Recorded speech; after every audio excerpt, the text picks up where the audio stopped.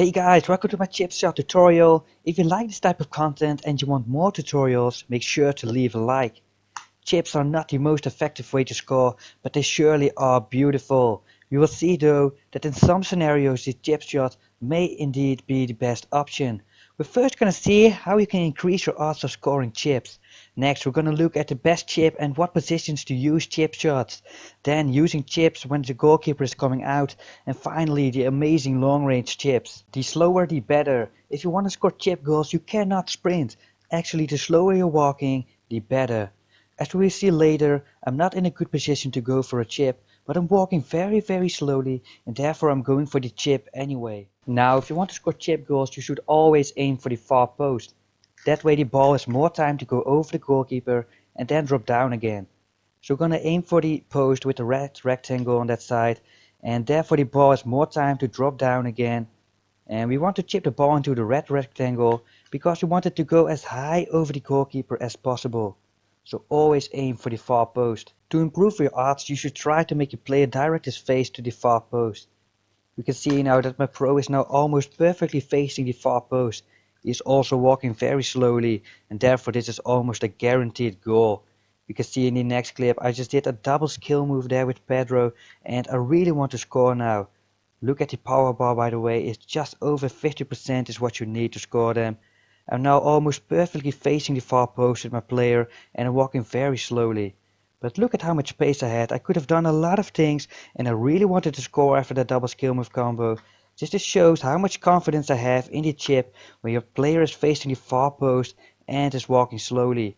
Here again I just did an amazing tiki-taka attack and I had a lot of space to do a lot of things. I could have done anything I wanted, but I have so much faith in the chip shot in this situation. Now the first position in which you may consider using a chip shot. We can see that the red rectangles are a bit on the side of the box. This is because the goalkeeper will then get in front of his first post, leaving a gap behind him at the far post, which you can exploit with the chip shot. You can see that I'm not always facing the far post with my player. This is simply because that is not always an option.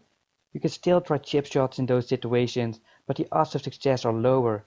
You should however never sprint. I've said in the beginning that chip shots offer scoring nice goals, but in these positions the chip shot may actually be the best option. If you are walking very slowly and your player is facing the far post, it is almost a guaranteed goal from here. So slow down, face the far post and I already know that is going in. Slow down, face the far post and that is going in. Oh, it's not. And finally again, walking very slowly, facing the far post and I already know it, that is going in. Using chip shots when the goalkeeper is coming out of his goal. The most important thing is that there is sufficient distance between your player and the goalkeeper. Because if there's not, you will not be able to get the ball over the goalkeeper and you will simply catch it. So if the goalkeeper is coming out and if there is enough distance between your player and the goalkeeper, you can chip it over him and that is an easy goal. And yes, finally we're on to the long range chips. We're gonna score some insane chip goals. But let's first talk about what positions you can use the long range chip. I marked them in red here. So it's on the edge of the box and always on the side because a goalkeeper will leave distance at the far post. We can see that the power you need is about half in between the second and third bar of the power bar. So let's say about 65% of power, and you're gonna try to walk very slowly and face to the far post, the methods we discussed before.